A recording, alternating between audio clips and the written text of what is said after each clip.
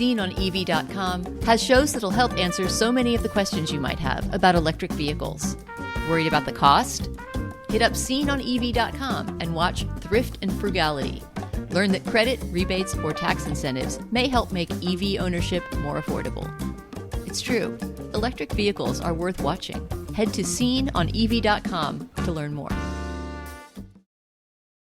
I want to tell you my secret now. I see dead people. Silent Green is people! No. I am the Father. Rosebud. What's in the box? You maniac! You blew it up! Damn you all to hell!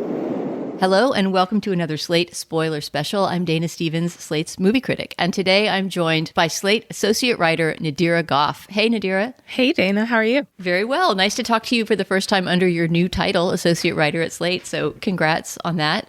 Thank you. Thank you. Today we're going to be spoiling Black Panther: Wakanda Forever, the sequel to the 2018 Black Panther, also directed by Ryan Coogler, who made the first movie. And Nadira, I think you were not yet at Slate in 2018. I'm pretty sure you weren't. So I don't know how you feel about the first Black Panther and how excited you were for this one.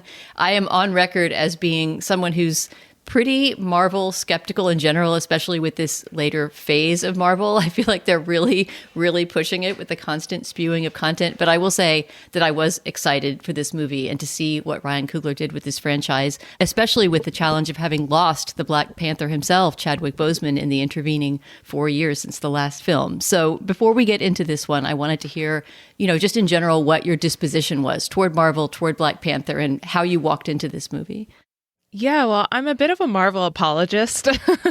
I love Marvel movies, even though I understand and agree with most of the criticisms against them and what people say their shortcomings are. When it comes to Black Panther specifically, that was without a doubt one of my favorite Marvel movies since the very, very first Iron Man and the first Thor and the first Captain America and all of those earlier Marvel films. And I think I saw the first Black Panther in the theater 3 to 4 times. I think it was just a really beautiful film in addition to being a really good film. And I think the sense of representation that I felt as a Black woman and that I know a lot of my friends and family felt was really important and really quite amazing, honestly, to sit in the theater and watch the first Black Panther and feel like this was a movie that was made for you and for your community.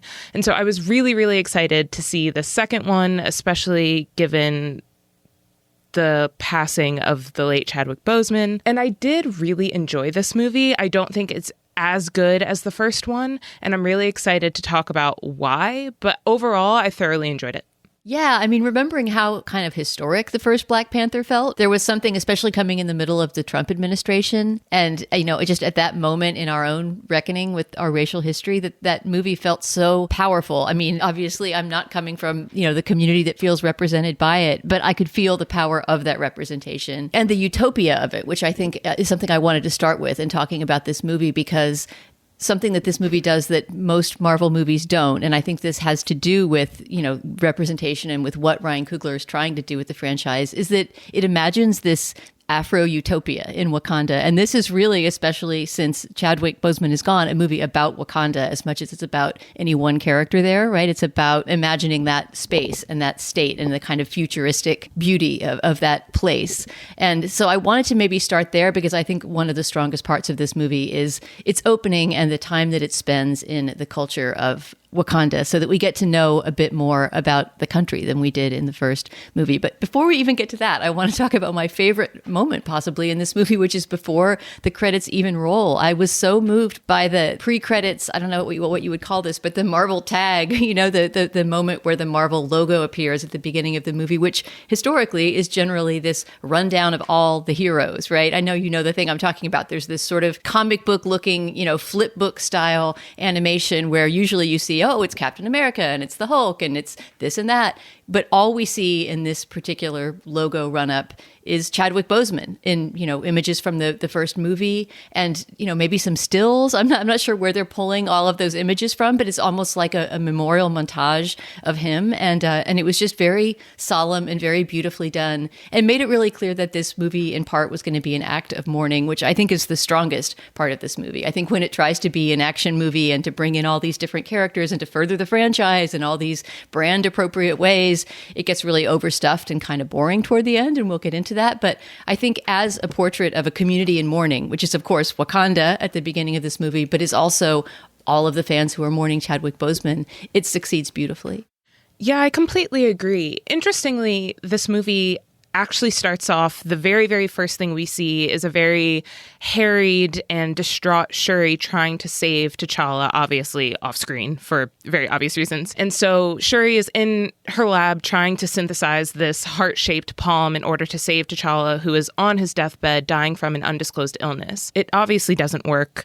And there's a following funeral scene that is grandiose and beautiful and musical and alive and just full of love and grief at the same time. And then that's when Marvel just sort of quiets everything down with this opening logo montage, if you will. Again, I also don't know exactly what to call it, but it's this really stark moment of silence following this sort of really musical, grandiose funeral scene that I think is this really beautiful 1-2 punch of just mourning, just grief. I think this is really the sort of last straw for fans of Chadwick Boseman to say goodbye. And I think that they wanted to start the movie out with that notion and with that sentiment. And I think that that was definitely the right way to go, because when you go to this movie and you sit in the theater, the first thing you're thinking is, well, how are they going to handle this? How are they going to talk about this? How are they going to deal with this hole that they have in this cast and in this legacy? And they just do it right off the bat. They do it beautifully. And I also did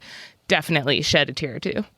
Yeah, it's very in medias res, right? I mean, the very, very first thing we experience is basically the panic of Shuri, T'Challa's sister, as she's aware that he's dying. And obviously, as you say, he's off stage, but we are present at the moment of his death in a way. And so it starts off the movie with this shock, even though we've already in real life had that experience. It's almost like Coogler's reenacting it for us at the top of the movie. And I agree, the funeral scene is one of the strong points of the movie. It's not a strong point of the movie that its strong point comes in its first, 10 minutes. But that scene is glorious and is a great example of what I was saying about establishing Wakanda as a place and as a culture, and establishing the fact that for the most part, this is going to be a movie about mourning and about women in mourning, specifically about Queen Ramonda, played by Angela Bassett, and Letitia Wright's Shuri, mother and daughter, mourning together their lost loved one. Yeah, I agree. I mean, I think after this initial part of the movie, and we're definitely going to get into it, there's just quite a bit of politics and action and further world building that sometimes works and sometimes doesn't. But I do just want to agree for a second, just in case we don't have time to fully flesh it out, that I really, really love how much this movie is about motherhood more than almost anything else. I think that that was a really smart direction to take it to for its emotional beats.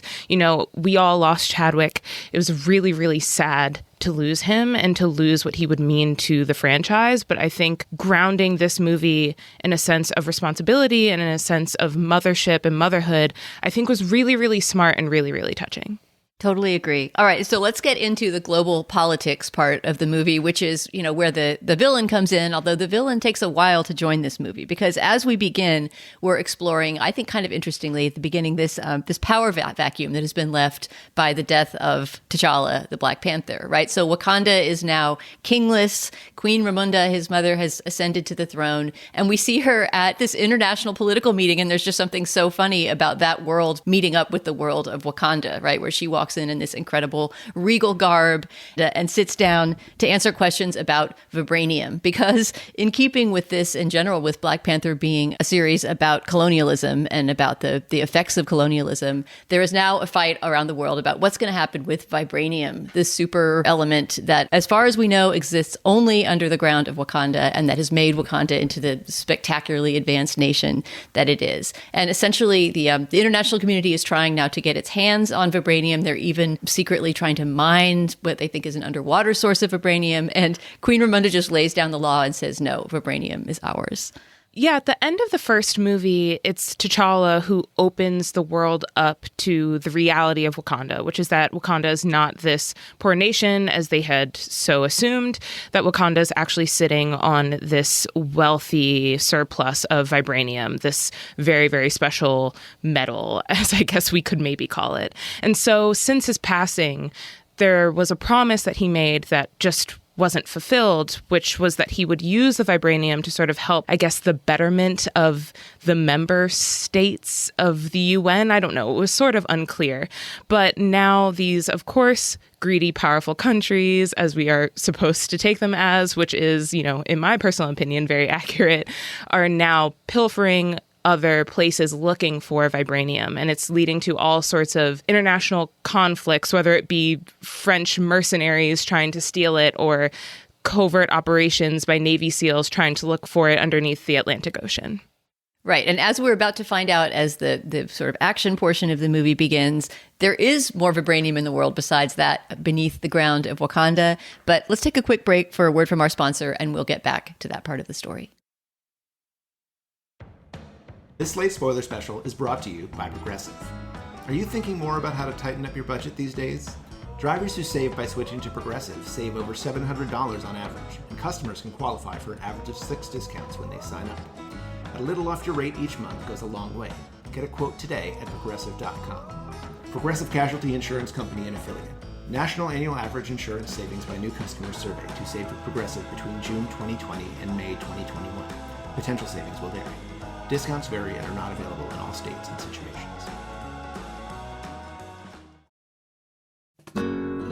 Are you feeling a little anxious and overwhelmed? A lot of us are right now, and those feelings can make it hard to shift gears and get in the mood. With Dipsea, you can focus on just what makes you feel good.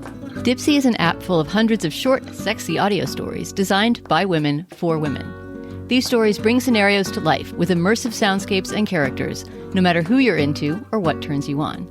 New content is released every week, so in between listening to your favorite stories again and again, you can always find something new to explore. Dipsea also has sleep stories, wellness sessions, and now they also offer written stories. Dipsea is your go-to place to spice up your me time, explore your fantasies, or heat things up with a partner. For listeners of the show, Dipsea is offering an extended 30-day free trial when you go to dipseastories.com/spoiler. That's 30 days of full access for free when you go to dipseastories.com/spoilers. dipseastories.com/spoiler. It's time to reboot your credit card with Apple Card. Apple Card gives you unlimited cash back every day on every purchase. It's real cash you can spend right away. No need to wait for rewards. Apply now in the Wallet app on iPhone to see your credit limit offer with no impact to your credit score. Subject to credit approval, daily cash is available via an Apple Cash Card or as a statement credit. See Apple Card customer agreement for terms and conditions.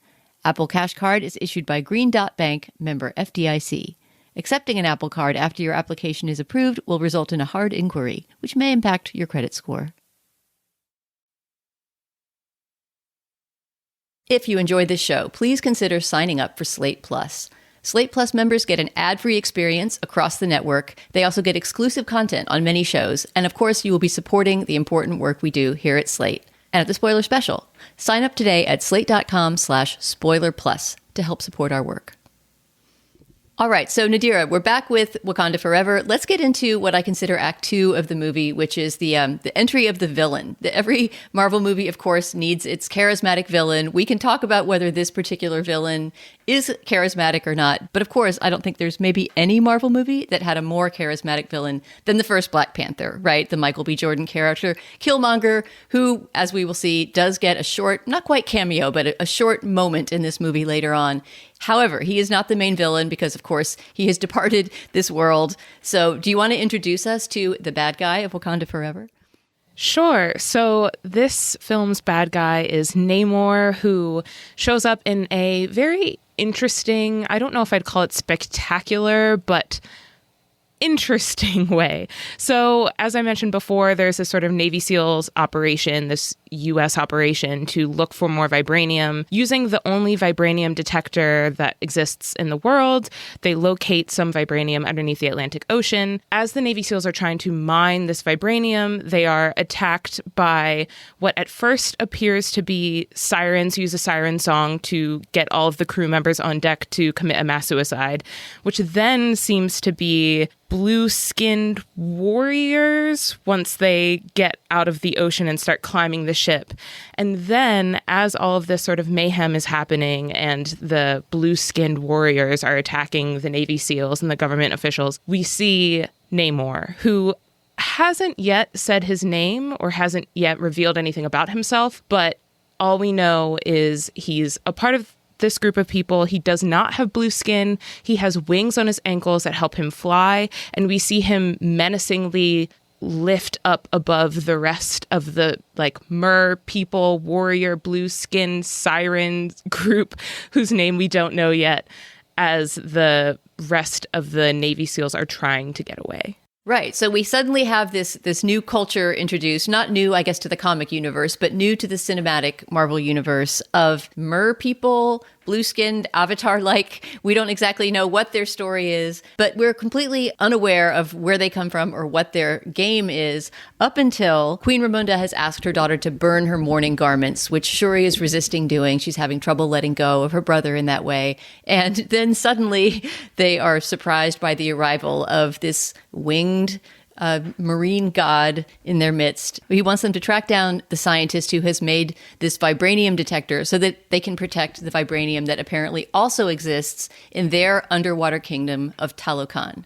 So hesitant about this sort of challenge from Namor and the Talokan people, but unsure about another way to handle it, Queen Ramonda does tell Okoye that they need to find this scientist. And so they reach out to Martin Freeman, who makes his return to these Marvel films as CIA agent Everett Ross, who tells them that the person who actually made this vibranium detector, the only one in the world, is actually just a kid, a student at MIT named Riri Williams, aka Ironheart in the comics. I don't know if this character will be showing up in the future. I hope so. She was a lot of fun.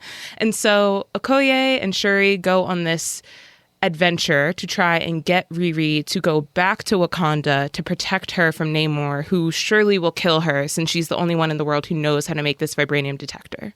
Right. So now it becomes these three women who are on the run from this entire army of mer people. And the first big fight that we get is that big encounter on the bridge. Right. So Queen Ramonda was very hesitant to let Shuri go on this mission to the U.S. to get Riri Williams.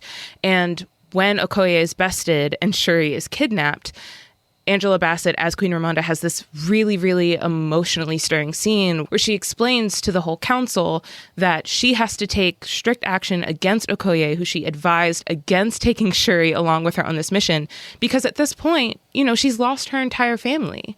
She's the queen of a very important country, very powerful country, and she has no one to sort of stand with, no one in her family left.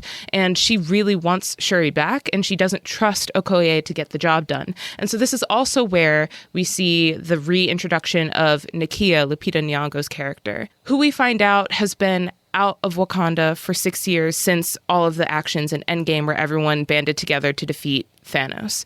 She didn't even return for T'Challa's funeral. And so it's a surprise to see her now. This is the first time we get to see her in this movie. And she's explaining all of this while Queen Ramonda is asking Nakia to go to Talokan and retrieve Shuri and Riri because she has just kicked Okoye out of the Dora Milaje.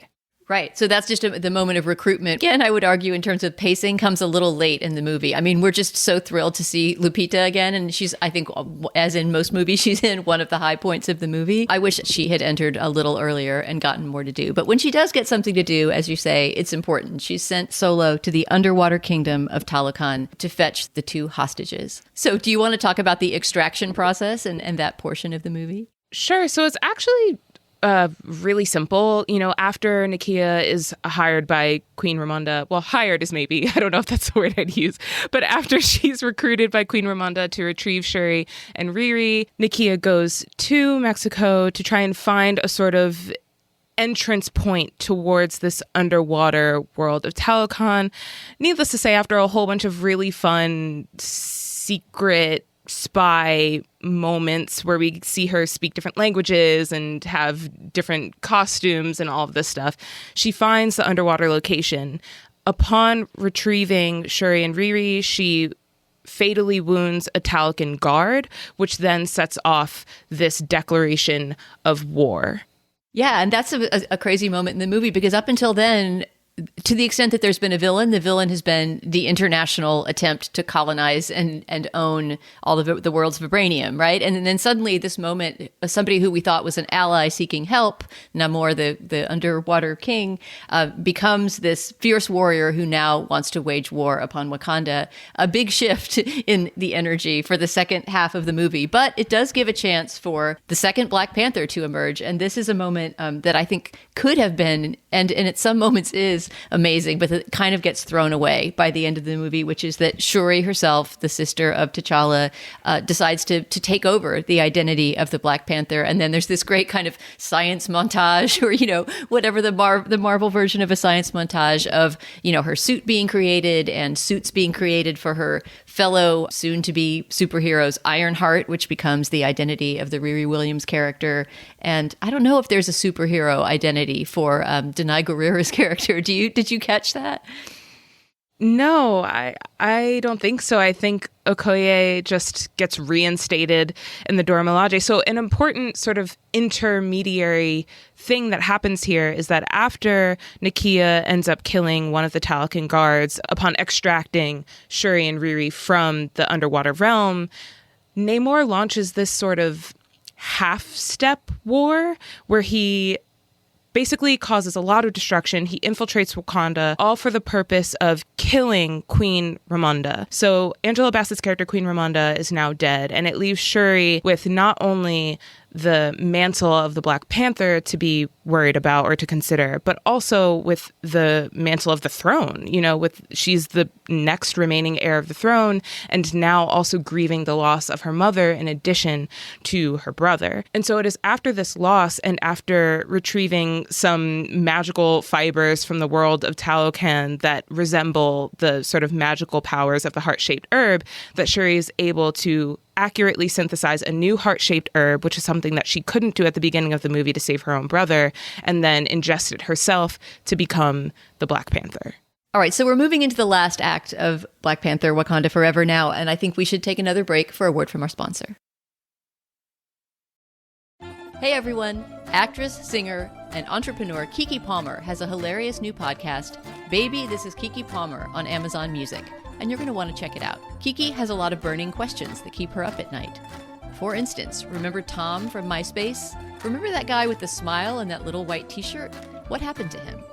She's putting friends, family, and some of the hottest experts in the hot seat to ask them the real questions we want to know. Among those questions, is OnlyFans only bad? How has dating changed in the digital age? And where would former child stars be if they weren't actors? These are the questions running through Keke's mind, and she's letting us in on it all. Because on Baby, This is Keke Palmer, no topic is off limits. Listen to Baby, This is Keke Palmer, exclusively on Amazon Music. Download the Amazon Music app now. This episode is brought to you by Saks.com. Everybody has somebody on their shopping list that is really tough to shop for. I think probably in my family it's my father, who's one of those people who seems so self-sufficient you can't imagine what object you could possibly add to his life to give him joy. If you have someone like that on your list and you need help finding the right gift for them this holiday season, a quick scroll of the Saks.com Holiday Gift Guide is the easy way to shop for everyone on your list.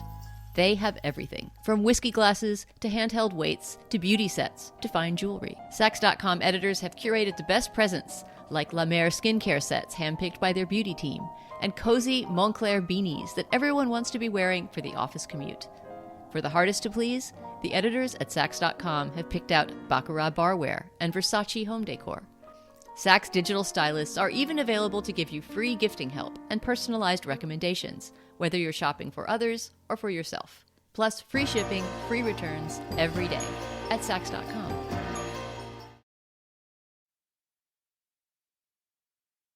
So, Nadira, this movie is 2 hours and 40 minutes plus long, and we cannot talk about it for that long. But tell me what you think in the last act of Wakanda Forever are the things that we need to get covered. I mean, for one thing, we have to talk about the appearance of Killmonger and how Michael B. Jordan makes this surprise and I thought kind of electrifying appearance. And it actually happens right at the moment that we have just left off, the moment that Shuri is transforming herself into the Black Panther.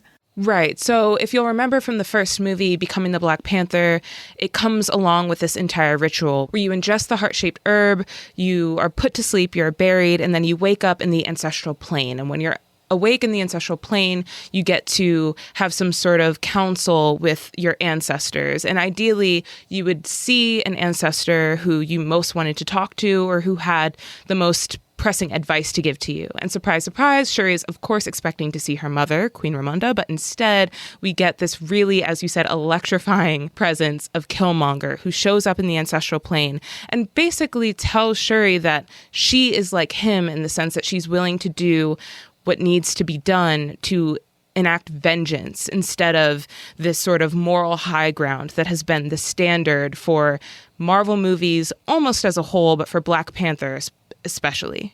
Right. I think he even says, Killmonger says in that scene of the vision, that T'Challa was too noble, right? He says the Black Panther was too noble and he needed to do what needed to be done. That, of course, was the whole dialectic of the first Black Panther, right? Is what is the correct way to effect change? And the idea that, you have to sort of choose between noble behavior and amoral getting it done. That was Killmonger's method. So again, I think if this had happened a little earlier in the movie, it could have been a really great character inflection point for Shuri's character, because what is she's essentially being sort of tempted to the dark side by Killmonger, but because the movie has so much to pack in, that happens so quickly we barely get a chance to process it as an audience. And by the time she wakes up from that vision, suddenly she is this power hungry, completely different kind of leader than she was when she went into the vision.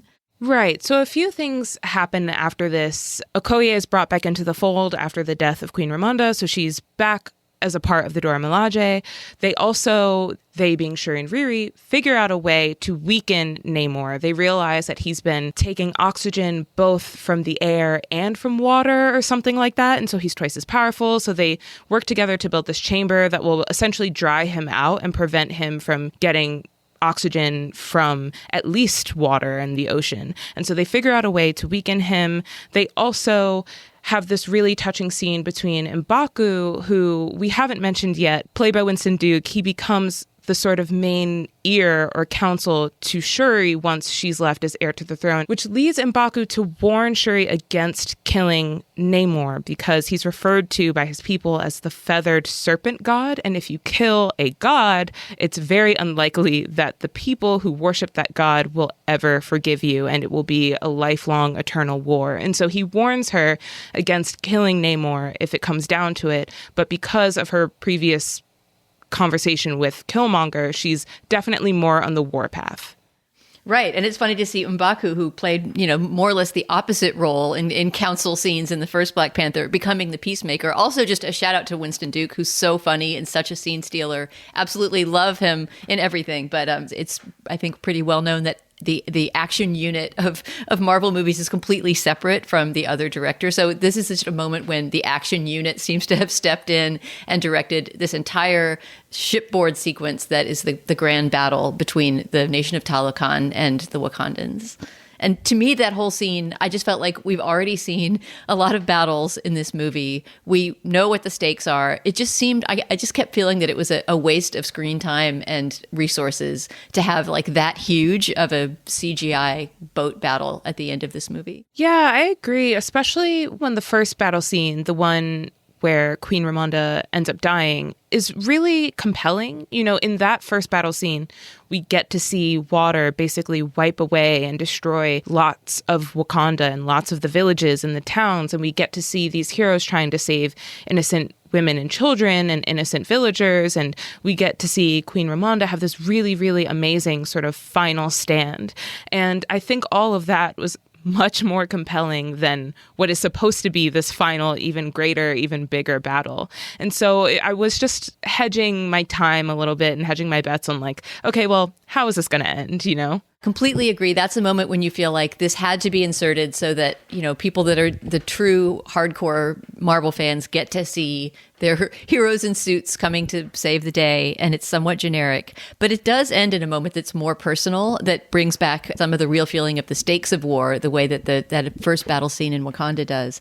And that is when Shuri kind of spirits Namor away, the dried out Namor, who she's attempting to dry out even more, to this kind of desert-like space where they have their final hand-to-hand combat. Yeah, so as they're fighting, it has the obvious sort of back and forth of who's winning, who's losing. Shuri ends up getting the best of Namor since he is truly drying out. And it's in this moment that Queen Ramonda comes to her in a sort of vision and says, show him who you are. And instead of killing him at the last moment, she encourages him to basically make a truce, to yield. And she promises that they will protect the Talakan people as much as they can, since they are another community who has vibranium and who is at risk. And in turn, he will stop basically trying to kill the entire surface world. And he agrees, and that's sort of how the conflict ends, and it leads the end of the movie to sort of set up all of the aftermath. There then is a truce, and so we're somewhere back to where we were at the beginning of the movie, where, except that there's one more vibranium-possessing nation in the world. But as far as I know, the Talakan nation is still not known to the wider world at the end of the movie, correct? Correct. Throughout the entire movie, a big part of what was putting pressure on Wakanda was that international countries and officials and intelligence were blaming Wakanda for all of the things that were actually the Talakan people's fault. And so they were getting extra pressure to sort of defend themselves and say that we didn't kill all of these Navy SEAL officers and we didn't do all of this stuff. And so Talakan does remain a secret to the rest of the world. Right. And that seems, again, like it's a setup for some future movie where, if the Talakan people come back, they get to maybe enter the wider world and emerge as some kind of player in that conflict. I want to mention this movie doesn't have a stinger proper. This is good service journalism for those who don't want to sit through the credits if they don't have to. There's no stinger at the end of the credits. There is only the promise the Black Panther will return. But right before the credits, there is a moment that involves Nakia, Lupita Nyong'o's character, and Shuri that I wanted to talk about because I found it really disappointing. I mean, as long as we're spoiling, I was really bummed after an entire movie, as we've said, about female mourning and about, motherhood and queendom, that we have this depressing reemergence of primogeniture at the end because Shuri travels to, are they in Haiti at the end? Is that where she goes to see her? Yes, they are in Haiti. Yeah. Wait, so I actually think some important context for this is that everyone's wondering who's going to be the next Black Panther. And of course it's Shuri. But it's also very important to note that Shuri says yes to being Black Panther, but says no to the throne. So M'Baku is the one who ends up challenging to become the next king of Wakanda. Of course, there's no one to challenge him, right? And so it's believed or hinted at that M'Baku will become king while Shuri remains as the Black Panther, but then she does go to Haiti to visit Nakia, and that's where we get the sort of mid-credits reveal. So she's accepted the kind of war-waging part of being the Black Panther, but not the kingship part. M'Baku seems to be moving, as you say, unchallenged into that position, leaving her free to kind of wander the world. And one of the first things she does, as she was invited in an earlier scene by Nakia, Lupita's character, is to go to Haiti and visit her. And so there's this scene recalling the earlier scene of them burning the mourning garments in Wakanda, right? She is now burning the mourning garments, presumably for her mother, sitting by herself, a kind of pensive moment when Nakia shows up with a little boy who turns out to be, surprise, the son of T'Challa. I guess he's about 10 years old or so, right? Which would make sense with the time passage in the universe. And, obviously there's this sort of idea that the Black Panther suit will eventually pass on to him. I don't know. I found this moment really depressing. As I said, after this movie, I thought had a very profound commitment to its female heroines and the idea that, that the crown could pass just as well to a woman as a man. I mean, if you've got to make it about the next generation, why not have her have a little girl? Think if we hadn't, obviously this is kind of useless to say because we did, but I think that a lot of things would be different in terms of succession if the film didn't have to deal with the loss of Chadwick Boseman. And I think this very last mid-credit scene is maybe a way for them to sort of continue that legacy of Chadwick as well, specifically. And so in that way, I understood why it had to be a boy, but I also didn't fully understand what good or use that information was doing for us now. Like, are we supposed to look out for this character in the future? Is this character going to just sort of stay on the sidelines and try and live his best life?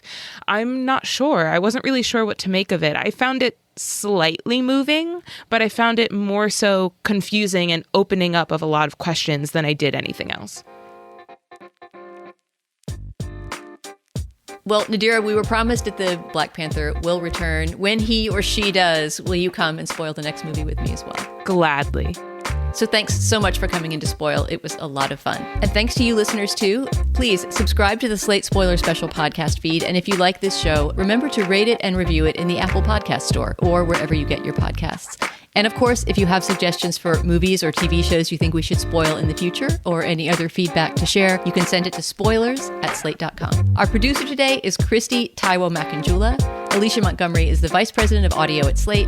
For Nadira Goffe, I'm Dana Stevens. Thanks so much for listening, and we'll talk to you soon.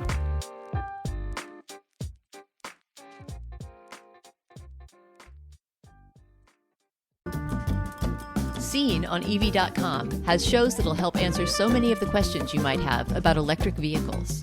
Worried about the cost? Hit up Scene on EV.com and watch Thrift and Frugality. Learn that credit, rebates, or tax incentives may help make EV ownership more affordable. It's true. Electric vehicles are worth watching.